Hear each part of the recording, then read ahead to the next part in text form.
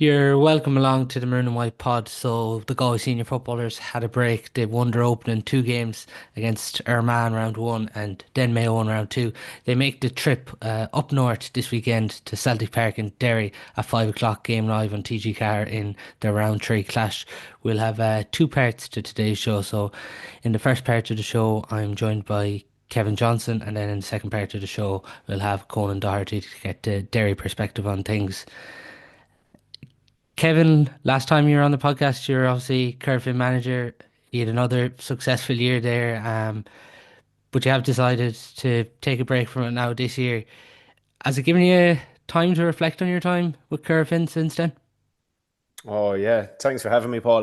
Yeah, look, it was a fantastic 3 years. I met some fantastic people and really, really enjoyed my time with Corofin. I'm living very close to the club as well, so I've no doubt I'll be bumping into a lot of the group, in future years. But no, fantastic 3 years, and I felt for myself personally it was a really good time for me to just take a step back. We were just talking before we came on air here that like I've been in and now 10 years overall in total, but 7 straight years in management in three different counties as well. And, a lot of those years went on until December football. So it's been very demanding. And I think for myself now to be able to just take that step back, focus a little bit more on the family and just enjoy that little bit of time off. And I suppose, yeah, it's been well deserved in my view now. Just with that, to get to work inside Corofin, there obviously comes big demands because we know success in Corofin every year is nearly winning the Frank Fox. But to get in and experience that kind of culture where football is everything, how was that experience? Brilliant, brilliant.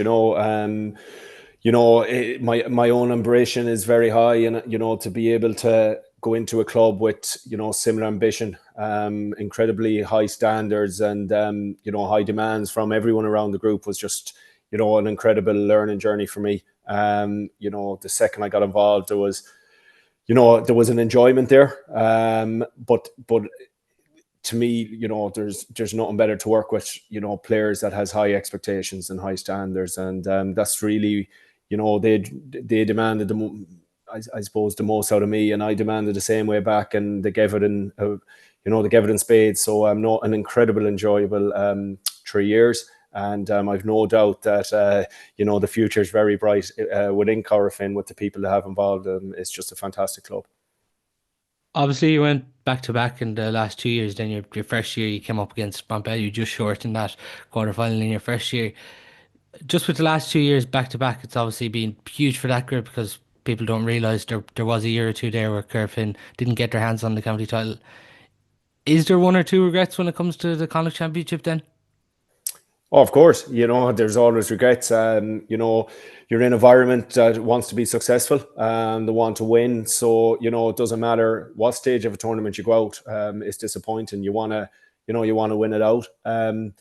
I think the trajectory of the team and where we would have been last year was fantastic to win that championship. I feel Galway was an incredibly competitive county. And, there's some brilliant club teams there. So to be able to come out of Galway last year, we would have been very confident going into the Connacht Club. Extremely disappointed to lose the Connacht Club final to St. Bridget's, but you saw how strong they were going to, very unlucky not to win in All Ireland.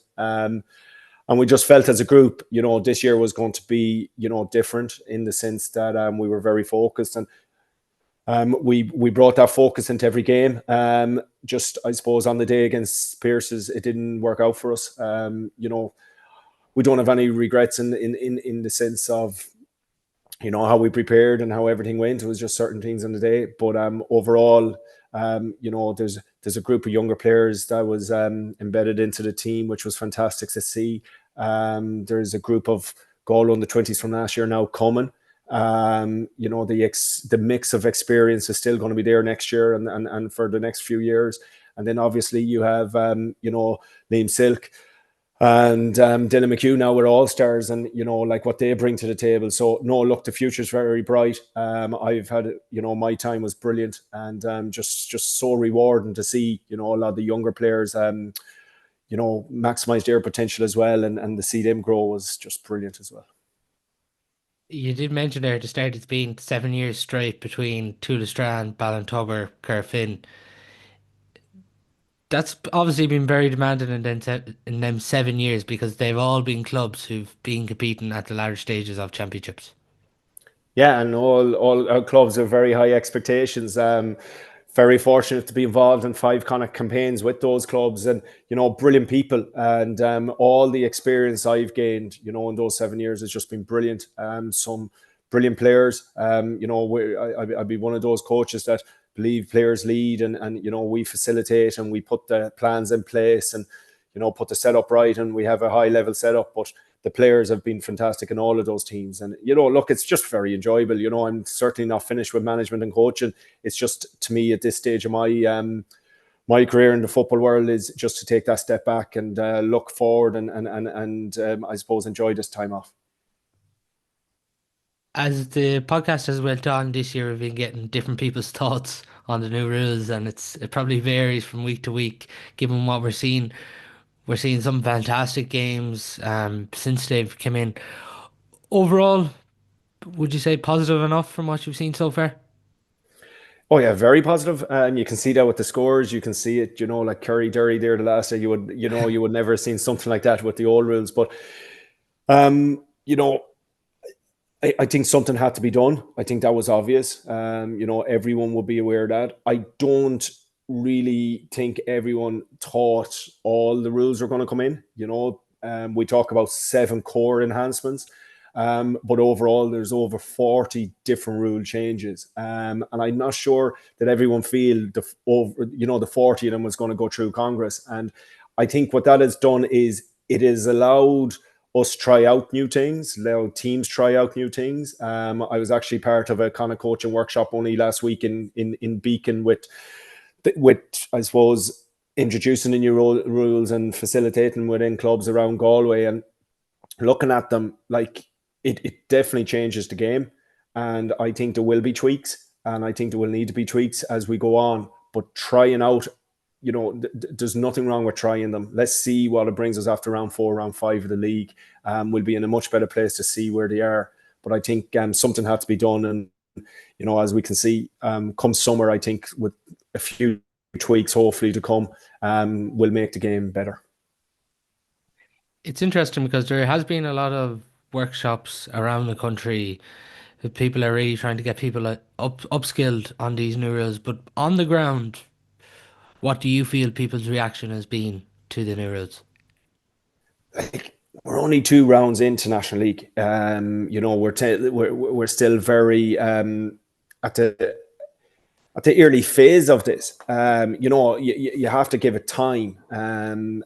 We're also in winter football right now. Yeah. So I'm expecting come summer, the hard ground, the fast football, pitches like Crow Park, it's going to really change um, what we expect. So I think the rules are excellent, and I think there's a few rules there to be tweaked. And I think once that happens, you have a much better spectacle. But overall, if you listen to most county managers and who's really involved in it now, they're embracing them. They're overall very, very positive. Just with this, we are obviously looking ahead to Galway Derry. It's 2 from 2 so far for Galway in the National Football League in Division 1. And we're talking about the new rules being positive, but when you look at Galway's 2 performances and against Armagh and Mayo, things are very positive so far. Yes, Paul. 2 wins from 2. Looking for this Galway team, and to get early points is vital. So they'll be 4 out of 4 points, because if they can get on to 6 points after 3 rounds, they'll be absolutely delighted. And it gives them real opportunity then to try out a few more things and try out a few new players, and really look forward to the 4 games left.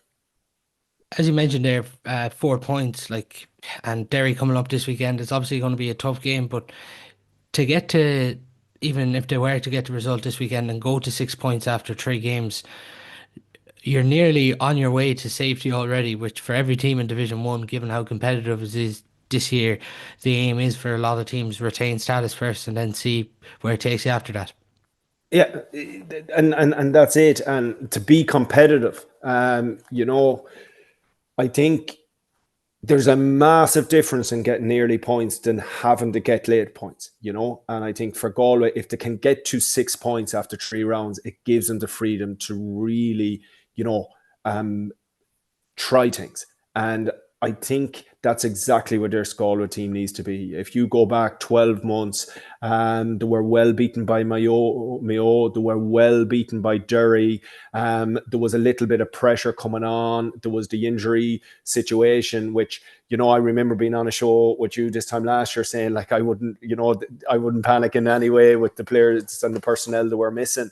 But I think this year, the injury seems to be a lot better. The personnel, like there was 10 players started against Mayo that started in the All-Ireland final last year. And then you see the likes of Sean Kelly and players like Killian O'Curran, Sam O'Neill coming in then, and you have Daniel O'Flaherty as well. So, I mean, there's real good mix of that youth and experience there. So I think where Galway is today is in a better place than this time last year. But look where they ended up last year. They ended up in an All-Ireland final. So I think, you have to be kind of happy with where you are now, but, not to get too complacent with that. Was it important just to go after the first two games as well, given what after happened last year? There can be a slight bit of a hangover and just keep things positive within the county and get off to a good start. Do you think that was important for Galway? Yeah, it was. And, it the whole thing is momentum is really good. It is a more condensed year, so the year isn't long. So when you're winning games, it's much easier to go to Tuesday night's training. And as I said, you can try things then. So I think for Galway where they are, there's two new individuals in on the management team as well for them. Dave and Mickey Graham. So for it all to come together, it's very good, because at the end of the day, you want to retain that Division 1 status as early as possible, and then just, target a league final possibly. It's an extra game before New York if you were to get to it. It would actually come the week before New York, which would be a brilliant game to get in Croke Park. So, they'll have that, I suppose, in the back of their heads. But for now, they're in a very healthy position. They're playing well. They've really embraced the new rules. They've scored 10 2-pointers. So that's already shown you how the new rules has impacted on the Galway team. Most teams hasn't. I was looking at Derry has only scored 3. So there's a big difference in the 2-pointers there. But I think overall Galway will be, very happy with the way things are going. They won't be complacent. They definitely won't be getting carried away. And they know that this Saturday will be a very difficult challenge as well. When you mention it there, 10 2-pointers, like it's already a glaring statistic that they're embracing them, but that these new rules are beginning to suit a team like Galway. Yeah, but out of the 10, 7 of them were place balls, So, they have long kickers. So obviously the only out of the 10, Shane Walsh, Paul Conroy, and Killian O'Curran were the only 3 that had scored the 2-pointers, but 7 of them came from place balls. So, that's important to just be aware of and to take into account as well, that you won't be getting a lot of those frees as the teams get better in I suppose, manipulating and using the rules. At the moment, some of those frees were for dissent, and for, I suppose, 2 of them came from Mayo crossing the halfway line. So as this league will go on, teams will get a little bit better on how they manage the rules. Do you think with some players, like even if you're thinking of some of the players who started, Daniel O'Flaherty got a huge amount of game time last year and still made significant impact. But like if you even look at Killian O'Curran, the game time he got last year, is for a player like Killian O'Curran, is the games he got last year now in the National League beginning to stand to him this year already? Yeah. Yes, because Killian wouldn't have played a lot of a championship then, but by being embedded in throughout the league, it's given him a lot of confidence, and he would have went back into preseason this year, a year, developed now. So he's in a much stronger place, and you can see him physically. He's much, he looks looks really fit and he looks really well conditioned. And I mean, his kicking has been, unbelievable in the two games. As I said, I think it was 4 2 points. That's an incredible kicking. So he's a great, I suppose, not a great find. Last year he was a great find, but now this year he's really moving on. Daniel O'Flaherty had a really good club campaign. He had a lot of league time last year. He's now, played every minute.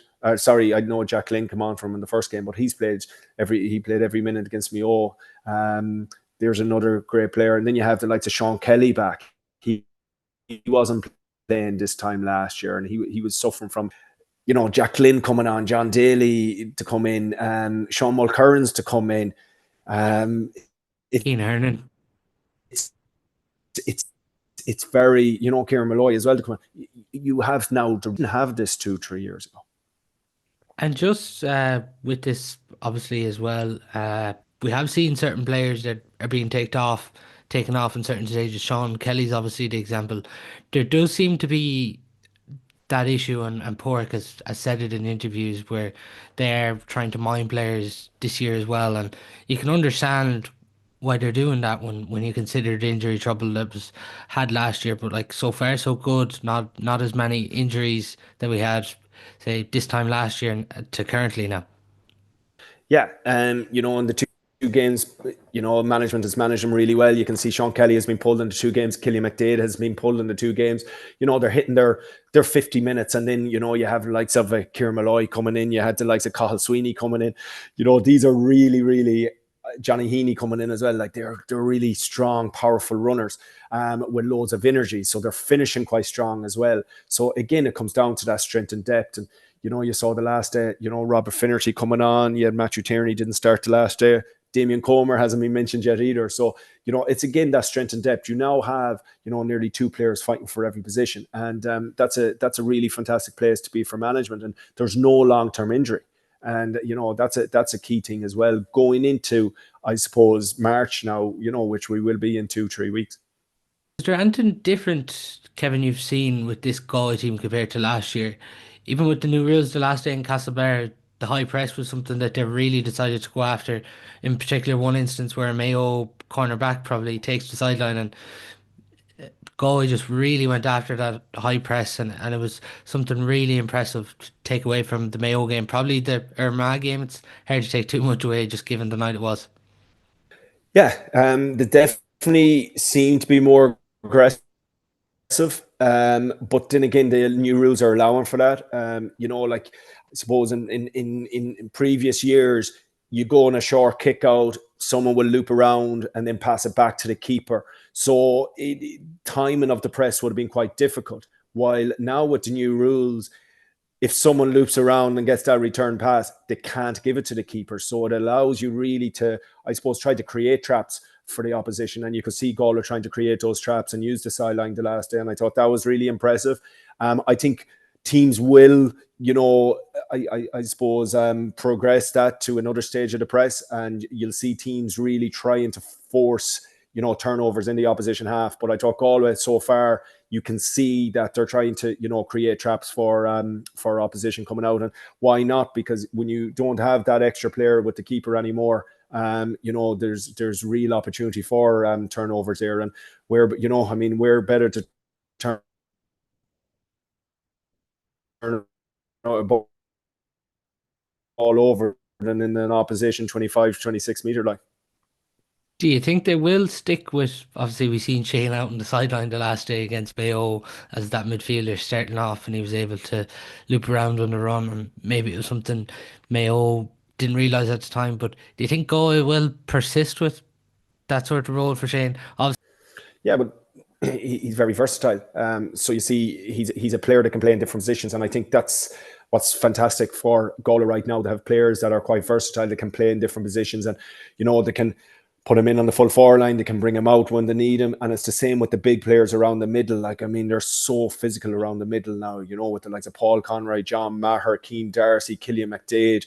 it's very, very, very strong middle third. And I think the middle third, the next year, will be massive because you have, Anton Tohal that looks an awful fine size of a player. And then you have Conor Glass there as well. That's very experienced. So it will be a real interesting battle in that middle third the next day. But I think Galway is very well matched. And you did mention it that this Derry game it probably is going to be one of the toughest tests early on this year so far. You consider they've lost two games. We talked about Galway going to six, but if Derry were to go to zero this weekend on Saturday night, then they're under real pressure to keep their Division One status.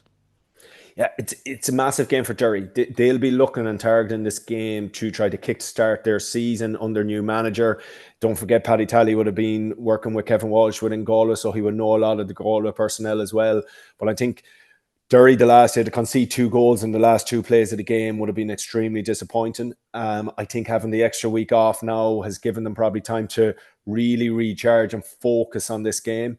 But the reality is they've conceded 7 goals in the 2 games, and that's something you can be sure Paddy Talley won't want to happen again. But 7 goals in 2 games is at Division One.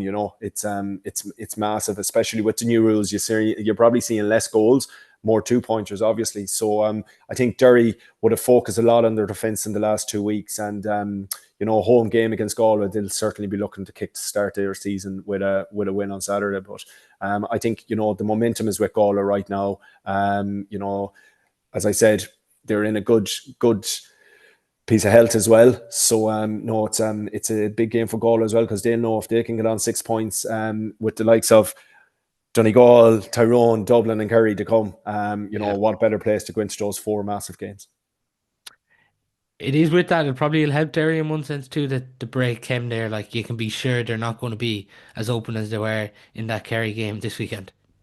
Yeah, and they would have learned a lot. And, they were better than Kerry, I felt. They deserved to win that game. It was just 2 lapses of concentration, and they got caught for 2 goals. I don't think it will ever happen to them again. And that's the learning part of it. But for the likes of Paddy Talley, I think, he'll be really, really, really going for this. And I think they have a clean bill of health as well. So, it will be a real good game. I know it's live on TV as well for those that can't make it. So, for Galway, just keep doing what they're doing. The 2-pointers are certainly working, but it's a good time, and you might see 1 or 2 changes as well on the Galway team. Would you expect some of the players that we haven't seen to come back? Like I was looking at it overall before today. Overall, Galway have used 23 players throughout the league. Colm Costello is obviously the one that's really probably had the breakthrough on the back of last year. Other than that, it more or less has been people who've been in around the squad for the last few years. But Sam O'Neill and Killian O'Carroll building on last year then. Yeah, it's a very experienced team, and I think, Porrick will keep very close to the teams that have started the last 2 days. There was 3 changes the last day. I think it's healthy to have, 1 or 2 changes every league game because of the competition within the group, and it keeps the competition healthy as well. But don't forget the competition, like, you saw Liam Silk replacing John Daly the last day, an All-Star replacing an All-Star. You saw John Maher replacing his clubmate Cathal Sweeney. 2 absolutely, John winning an All-Star this year, and then Cathal Sweeney I thought had a really good game.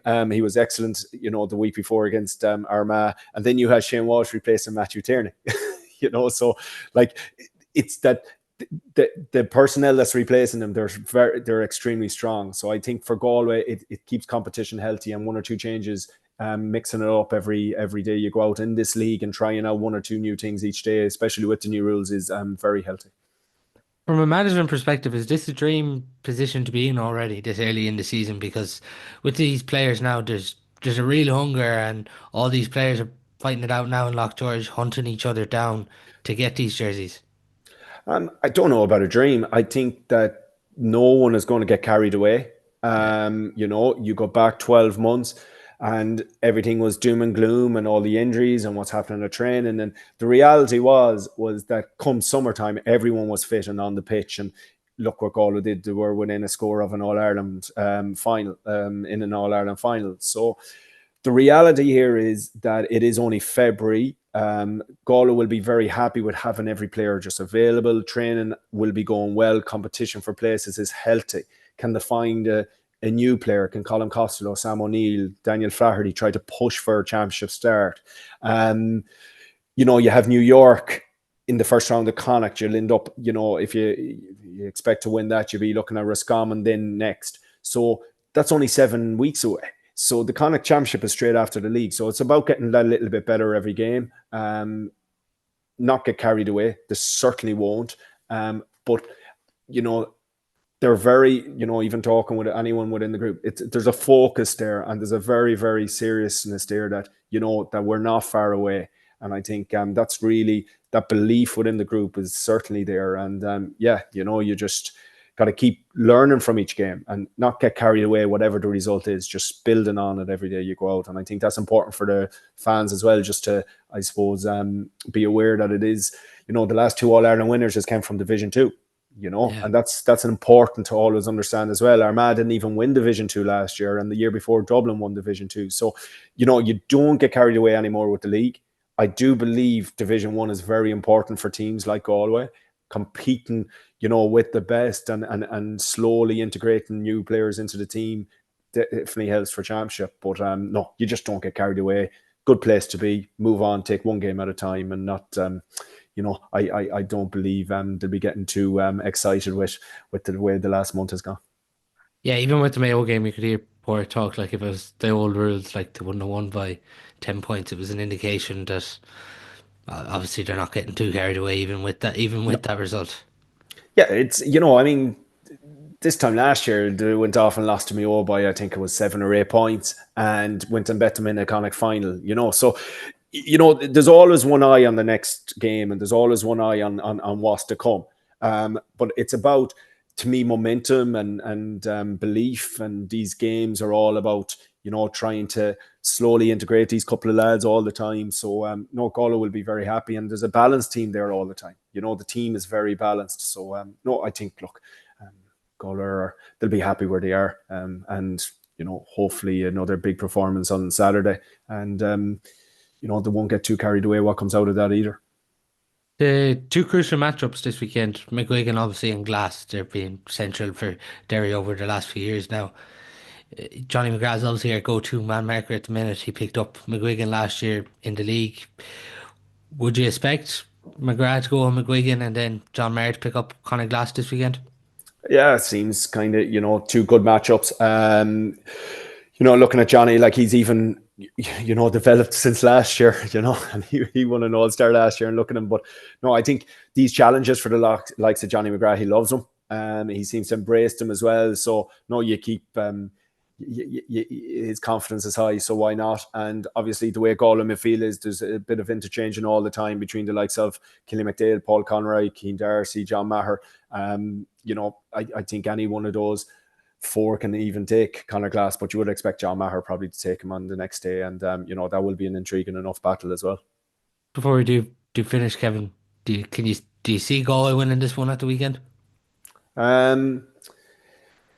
I suppose if attitude is right, and they approach the game the way they've done so far, yes, of course. But it will be difficult. I think Derry will have a lot of I suppose soreness from the Kerry game. I think having that extra week off for them will give them that little bit of time to digest what went wrong in that game. Conceding 5 goals was certainly something that they will have to work on in the last 2 weeks.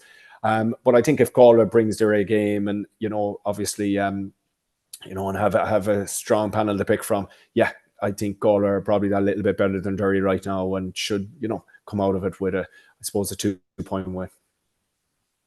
Great stuff. Well, that's all we do have time for in part 1 of the show. We have Conan Doherty coming up next. But Kevin Johnson, thanks a million for your time.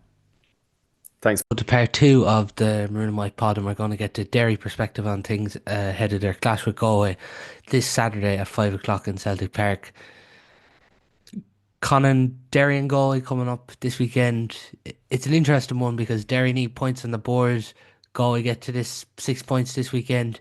Safety looks like it could be secured then. Yeah, it's the worst time of the year, and the time Derry have to play Galway, because it's generally a foregone conclusion. I don't know if you can call a county, with the tradition of Galway, a bogey team, but definitely Derry don't have any sort of hold over that rivalry. They managed to beat them last year, but Galway had half a team. Derry got a couple of kind decisions, if I remember correctly, penalty, black cards. And so even Galway with the injuries felt like they were pegging Derry back and they were gonna get them. And this was a Derry that were flying through Division 1 last year. So it's gonna be a tight one. They do need points on the board. Interestingly though, like Derry are also a win off being in contention for the league final again suddenly. So it's still very early days. I think the first game, not that you can write it off, but it was going to happen. Teams were going to be trying to feel out these new rules. Paddy Talley himself even said it before the league started that we don't know what it's going to be like. And I think the learnings that Derry took from one week to the other were night and day. Like against Tyrone, they were so camped in their own half. They surrendered possession. They were almost playing an old style. They didn't use the keeper at all.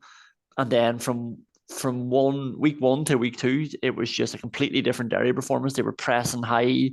They were trying to win kickouts. They were attacking. And even when they were ahead, they kept attacking because they understood now this game's different.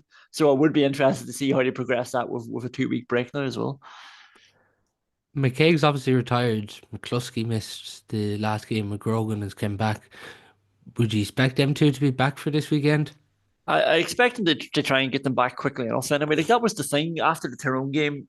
People had said to me, "Oh God, Derry are in trouble if they can't beat Tyrone with the team they fielded." I was like, wasn't that strong? Like they were missing 3 of their 4 best defenders. If you include McKinless in that, who unfortunately is out for the season now, which, to be honest, I think that's irreparable for Derry. Like I think they couldn't go into the season with an injury to any key players, but he is so pivotal for them, and they don't have as good a depth as other counties. Like Derry were going to have to rely on the starting 15. I think their starting 15 is very good, but they can't really afford too many injuries to too many key players, and McKinless being out is bad. McGrogan coming back is obviously a bonus. He played against Fermanagh there for half of the game, so I don't think he'll start against Galway.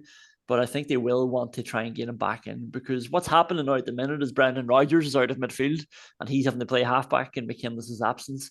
McAvoy, who played halfback last year, is playing fullback now because, like you said, McKaig's gone, McCluskey's out. McAvoy might end up being there anyway, but he's obviously came through as a fullback. But he was so good at centre back, and it gave them that option then to keep pushing Brendan Rodgers forward, who I think you're missing, and he's been so good for Derry still, but like when you take him out of midfield, you're almost down a player there as well, because you think of him now, him and Glass as a midfield. And if you break that up, that's also hamstringing the team a little bit. What was your reaction like after the Kerry game? Because it was absolutely bonkers, the game itself and the last 5 minutes. Enjoyable for people on the outside, but I'd say if it's your own county involved, it's your heart and your sleeve stuff.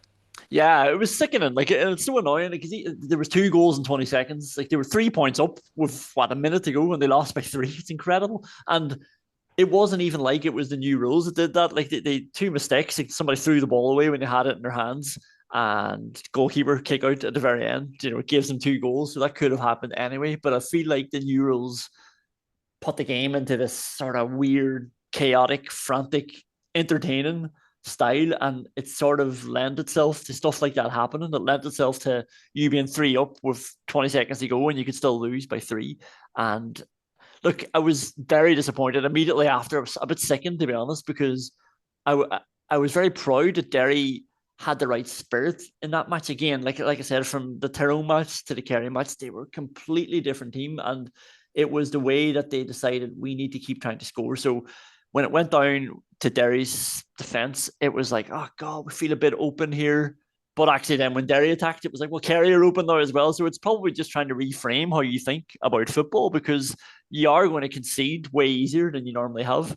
But if you accept that and you realise that there's an opportunity to score way more easily, then you're going to be all right. And that was what it was like. Derry were conceding. They looked a bit loose. But then they were going up the other end and they were creating goal chances as well, which ultimately came back to haunt them. I think throughout the second half, they probably had 3 good ones that they either spurned or hit over the bar, when the goal was on. Shane McGuigan scored a good goal, but they kept going at Kerry, which was obviously completely different from the All-Ireland quarter-final the year before. So I was sort of proud and hopeful now going forward. It's just a shame then when I looked at the fixture list, I came out of that game being like, okay, brilliant, we're back now. We can build on this. And then I saw Galway next. Like, oh, for God's sake!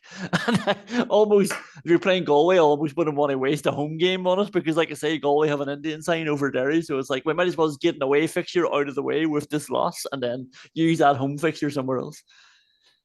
Just on that, is that the big positive? Like you get 124 the last day. Like for anyone who was at Kerry Derry last year in the All Ireland quarter final, it was really didn't live up to expectation, and maybe from an attacking perspective, Derry didn't offer a lot, but definitely offered a lot last day, kicking 124.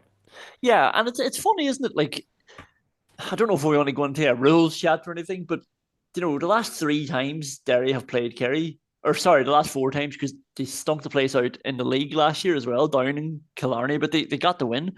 But the one before that was the All Ireland semi final, and they were brilliant, and it was a classic game, and Derry attacked, and that's why it was such a good game as well. Was both teams going at it. I remember at half time of that match, people tweeting, being like, can Derry and Kerry play every week? And then little did they know what was going to happen the next two games. So 2 out of the last 4 games have been absolute classics between Derry and Kerry. And obviously one of them came in the All Ireland semi-final when, the old rules still applied. So it's still, the opportunity was there. Like sometimes I see the narrative now, and look, I'm happy with these new rules and I'm happy seeing how they're going and giving us something else to talk about. But people are pointing to the All Ireland quarterfinal last year and being like, well, see, look what happened now in that game. And obviously, you're not going to concede 5-15 probably, playing the old rules, so that is something. But there were still a lot of classic games. There was still potential. They play well. And Derry still had that in their locker. And they saved it for Kerry in that All Ireland semi-final because they knew Kerry would play man-on-man.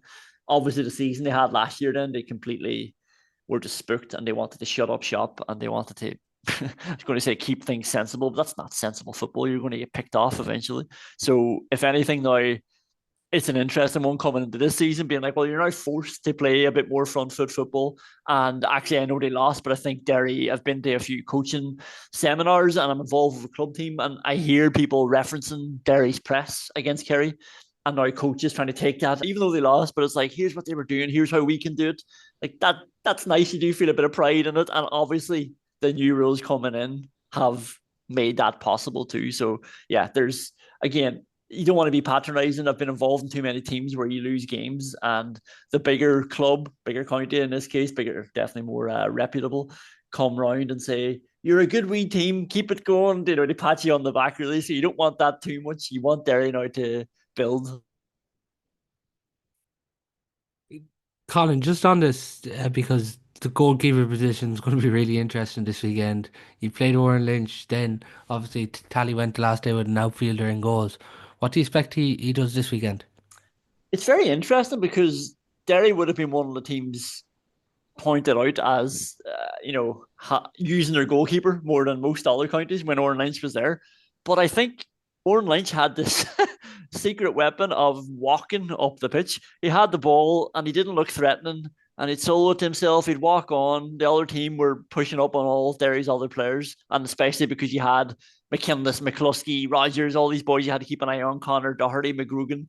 They were keeping an eye on them, and they were letting Oran Lynch have the ball. And before he knew it, Oran Lynch was 45 metres out and either having a shot or picking a pass or freeing up somebody else. But now he has to get up to the other half. He has to get up quickly whilst the other team can put a press on. So the ball's moving faster. You can't be more methodical. You can't set up. So against Tyrone, he didn't come out once. Like, that was the interesting thing. People were complaining after week 1 of the National League that the goalkeeper was having too much of an impact in the game. But Derry, whose goalkeeper was having such an impact in the old game, didn't have the ball once in open play. It was all just kickouts, and Niall Morgan ran the show that night. So I wonder, does Paddy Tally think that Oran Lynch is able to do this? Or does he think that an outfielder is going to be more of a weapon to them? So I think he might stick with McNicholl. I mean, if they are trying that out, it would be a bit harsh to give him one game against Kerry and then decide, all right, you're not a keeper. Like, he's never played in that, so you're going to have to give him a couple of games if you do see something in him. And obviously, if this 12v11 situation stays, then you really are going to have to look at that. You're going to have that option, even if you don't want to leave yourself open, and you don't want to play that way all the time. But it's going to be a big option for you 15 minutes ago if you're trying to get back into the game, or you can't break down the team. You're going to have basically an outfielder or somebody who's very good at football to help break teams down. Does Tally have a previous involvement with Galway? Does that play a factor this weekend? When was that? Was that 2018? Was it Yeah, 2019? he would have been with Kevin Walsh Yeah, as coach, yeah. suppose it does. Like again, Tally is obviously he's managed at St Mary's and managed with Down, but he hasn't managed that much. But he's got Paul Mm. McIver in as well. Both of them, I suppose, have managed a lot, not at county level, but they've managed a lot, so they probably are comfortable enough in what they're doing.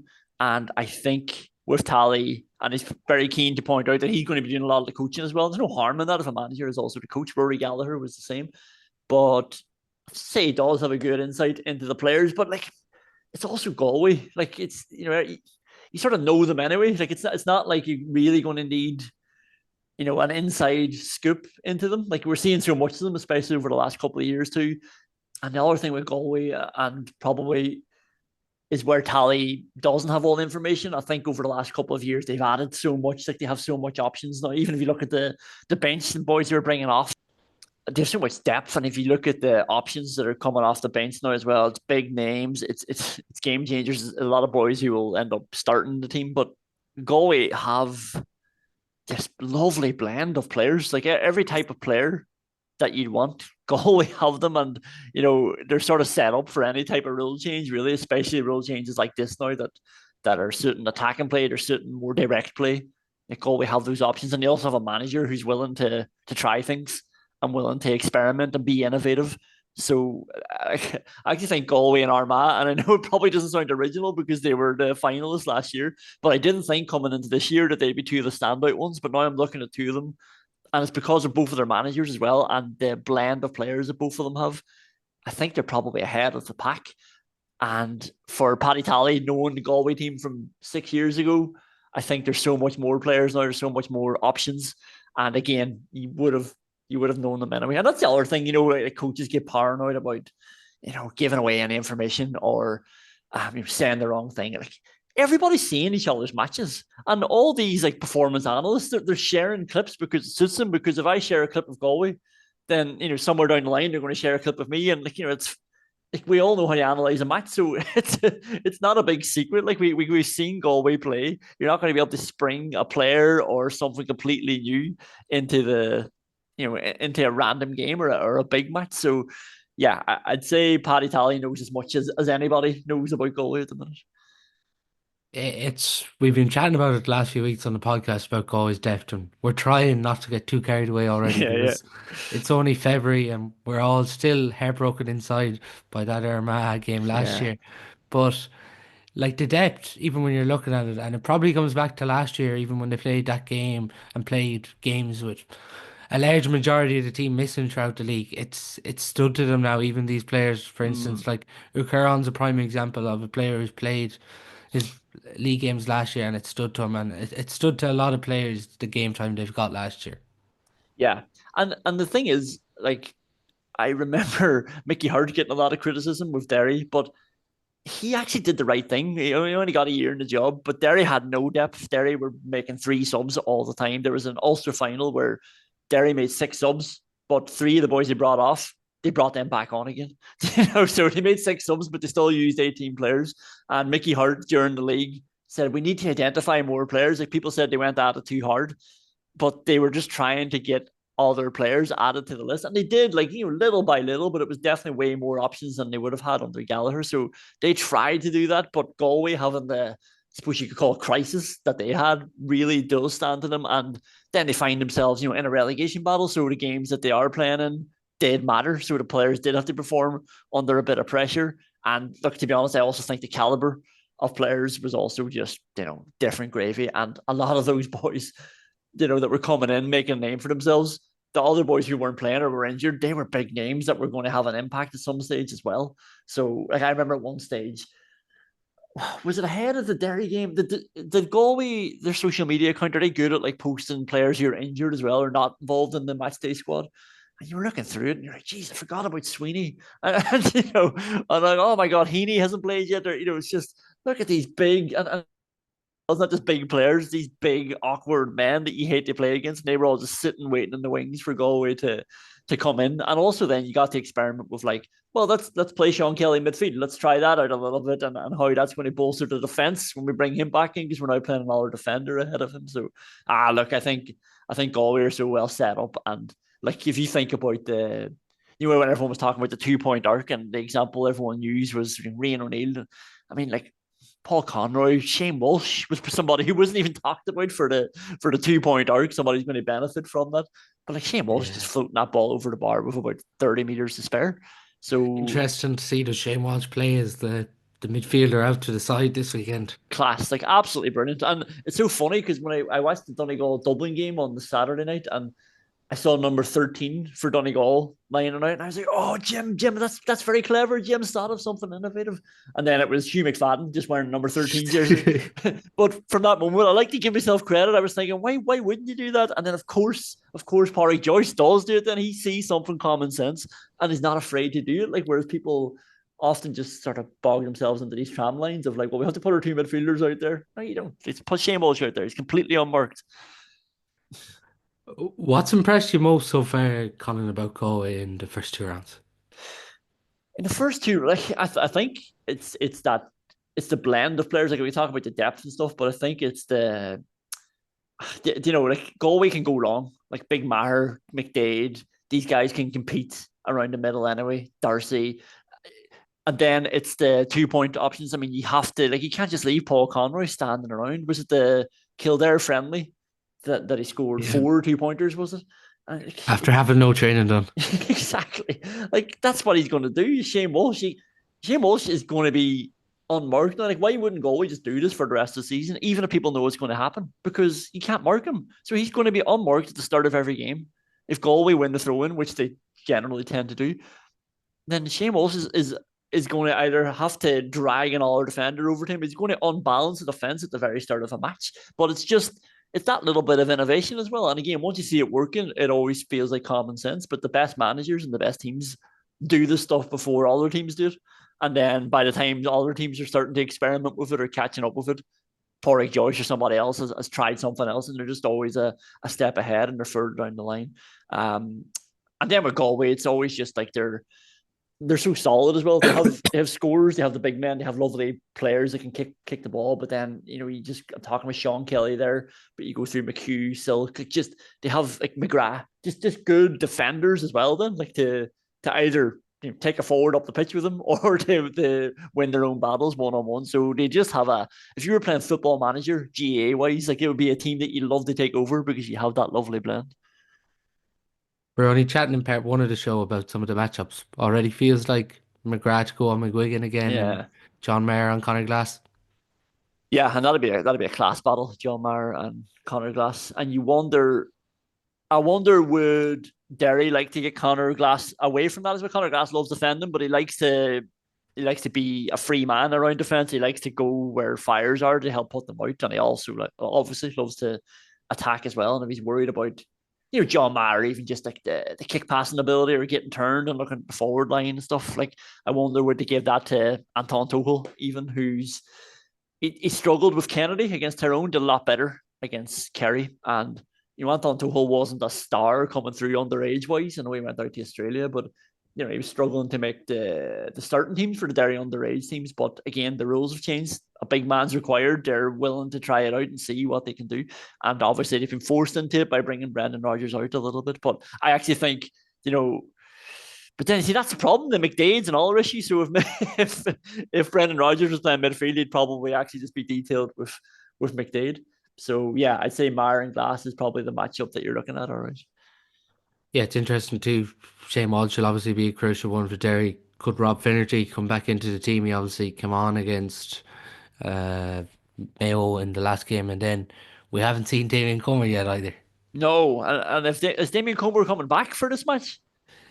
Well, the word was during the Mayo game that he was training away, so yeah, he could potentially be here. But there is a sense with Galway that they're minding players this year with the injury trouble they had last year, because even we've seen with Sean Kelly in the last 2 games, like it's obvious that it's been pre-planned that he's going to play 50 minutes and then it's bring someone else in. Because that is an issue, like because if Damien Comer's not playing, then I'd say McAvoy just picks up Walsh and maybe goes where he goes. And they're like, they've even trialed out Donaghy Gilmore, he's a club mate of mine, but he's not a fullback, but he played there against Tyrone, and then he was much better against Kerry playing wing back. He scored 2 points. But obviously they're probably trying to get the defenders used to these positions as well. And like, they can probably interchange a little bit of players going in if McAvoy needs to follow. But then if Comer's back then and McCluskey's not back, then it's starting to get a bit thinner on the ground for Derry to try and cover.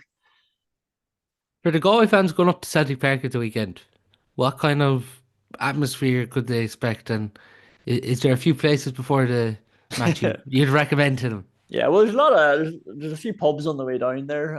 Obviously it's in the Brandywell, but Mary B's is the one right beside Celtic Park that everybody seems to hunt. But the Park Bar would be a very popular one. Now it's a bit further, it's not that far, but it's the cathedral. If you know the way up to Celtic Park, there's the big cathedral, the spire. You can see it from miles away in Derry, and right beside there's a Park Bar, which is a very good pub. People love a Guinness there. I'm not a big Guinness fan, but partner to Guinness is one of the best in Derry there, and people do congregate there. I think you'd often see the like of Joe Brawley floating around in there as well. If anybody wants to give what is now an honorary Mayo man a bit of bad manners, that's probably where he'd be as well. That's not too far from Celtic Park too. The atmosphere should be good. I think there's still a bit of a buzz around Derry, even though how last year went, but people are very proud of this team, and like that was always the thing that graded with me. Derry won the 2 Ulsters, and it was almost like their seasons were talked about as failures as they didn't win the All-Ireland. It's like Derry have won 1 All-Ireland in their entire history. I mean, these boys have like taken such a massive percentage of Ulster titles that Derry hadn't won, and they added it to the collection. They took their one season there, they went from 29 All-Stars like in Derry's entire history to 33 in one season. Obviously they had a couple more the season before that too. So what these boys have done over the last few years, even though last year was ultimately annoying, they won the league as well, which is a big thing. It's not to be sniffed at. Like, I still remember being in Parnell Park in 2008 watching Derry beat Kerry. And I remember the performances. I remember Mark Lynch versus Aidan O'Mahony. Like, this is stuff that stand out for you then. So, like, even though a league title, people say, oh, you're peaking too early. Like, that's big stuff for Derry, especially a county that's only won the All-Ireland once. So there's still a good buzz around this team, and there's still a lot of pride. And obviously with the under-8 success, there's more and more players being added to the panel that people are interested in seeing as well. Don't know if they're going to make it through in time to help out the older players, but there's a bit of intrigue around it. There was a great atmosphere at the Kerry game, and the football helped that. And I think Galway won't be any different to that as well. I think it should be a good game. Yeah, even from a Galway perspective, from the various people we've had on the podcast, a lot of people have said that this Galway team should be going after a National League title because haven't won it in so long. And if you haven't won a trophy in Croke Park, it only seems like sense to go after a title like this. Yeah, and then this is the thing. Like, it's funny. Again, I'm talking about people saying to me, "Oh, Derry are in trouble if they can't beat Tyrone with that team," and it was like, hang on, like Derry were beating everybody last year. Like, so Derry beat Mayo, Galway, Kerry, and then Dublin in the final, all away from home in Division 1. That all those teams away from home in Division 1, but all along it was like, oh, you shouldn't be doing that at this time of year. And now they're actually losing some games at this time of year, and people are like, "Oh, Derry are going badly." It's like you can't win, so it actually doesn't matter. Like, I'd say, get the success where you can. And I do wonder. I think Derry's training plan is maybe a bit different this year. I actually don't think there was anything to the league. Like, Derry hit the leagues hard the couple of years before that when they won Ulster. They got the All-Ireland semi-finals because they were trying to get promoted from Division 2. They had to be on it, and the same things happened. Like, Mickey Hart got criticised for the Glen boys winning All-Ireland and then playing against Kerry. But the exact same thing happened. The Glen boys were in the All-Ireland final, lost the All-Ireland, and they were playing against Cork away from home in the first round under Rory Gallagher in Division 2. But because it was Division 2, nobody cared as much anymore, or they didn't notice. So I don't think the league thing last year had anything to do with Derry's form, really. And I think Dublin have shown it plenty of times that you can win the league and you can push on. And I think Galway, like the squad that we talk about, are well set to do it. And it's a big deal. Like, there's only a few trophies going around, and now the provincial titles are less important. And Galway have won enough of those anyway in the last few years. It'll be a lovely like, Pádraig Joyce has done some job. He's collected some amount of trophies, some amount of consistency. It would be lovely, sort of lovely thing to add to the cabinet if they could get the league as well. What kind of game do you think we'll get this weekend? I think it'll be good. Yeah, I think it'll be an open match. I think the Derry boys will have been happy with how the game went last time. They'll just look at that and think we conceded 3 goals in the last 10 minutes, 2 in the last minute. One of them was just a nonsense high ball into the area that dropped into a Kerry player's chest. Like it wasn't even like a player dropped it or anything. It was just Derry boys just got their foot all wrong underneath a high ball. Although high balls are still very effective, people just don't use it enough unless they're mishitting the shot. And and then the other one was like, yeah, again, Derry have the ball turned over, they hand pass the ball away, and then the keeper kicks the ball out. So Derry will look at that and be like, we gave away 9 points basically because we scored 124 against Kerry. We could do that again. We missed a lot of goal chances. We could have scored even more. We're not going to concede 5 goals again, right? That'll be the messaging from them anyway. I don't know if that's going to be true or not. I'd like to think it is. So I think they'll try and play the same way because they'll have way preferred that to what they did against Tyrone, where they were sitting ducks. They got 11 back inside the arc, but then Tyrone were just very happy to control the ball. And the way they used Niall Morgan was infuriating because he was just always like the quarterback. So it wasn't even like there was a risk. You know, the Roscommon down goal that you saw where the down goalkeeper's just away from home. He's down the wing and the ball's turned over. But Niall Morgan was always like the furthest man back, taking the ball, spreading it side to side. And eventually somebody got free.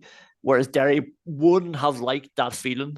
And that's probably why then against Kerry they decided we're pushing up, we're pressing, we're trying to affect the ball going in, we're trying to make the ball go in earlier, we'll back our defenders, and we'll back ourselves to win ball in the middle of the pitch, which both teams did a lot of on both kickouts. Like I heard the stats are way down for your own kickouts, but they're way up for winning the opposition kickout as well. So even that, just like accepting that mindset of like we're hunting all the time here now. We're trying to win the ball back wherever it is. I think Derry will now approach it like that because there's nothing else you can do really. Otherwise, you have to sit back and wait for the 12th man to come up, and then they've got a spare man. So like they would have watched the Tyrone game, saw how easy it was for Tyrone to create these mismatches. Like, you know, even if it's Michael McKernan who's a back, but you get him on a forward and you can roast him. Like, you know, Derry have done this to teams when it was 15v15, so they're not going to be happy waiting for it to happen to them when it's 12v11. So I think the way they'll approach it is trying to be attacking again. I think Galway will be happy with that, and I think we should get a good game. And who's going to win it, Colin? It's always Galway. It has to, like, you can't say anybody else when it's Derry. Are you playing a bit of a Kerry dude today? It's just tactical. Oh, Derry will just be happy to get their hands on the ball a few times. You know, if we can get a couple of scores on the board, we'll be happy enough. But honestly, the record against Galway is ridiculous. So I have to back Galway. I think you will be probably the only Derry man to back Galway, but we'll take that. Yeah. It's funny, I used to have a thing about Galway as well. I used to like not like them GAA wise, but I realized that was just because they always beat Derry. And I can't remember, like apart from last year, I can't remember another time that Derry beat them. And then obviously in the big championship matches,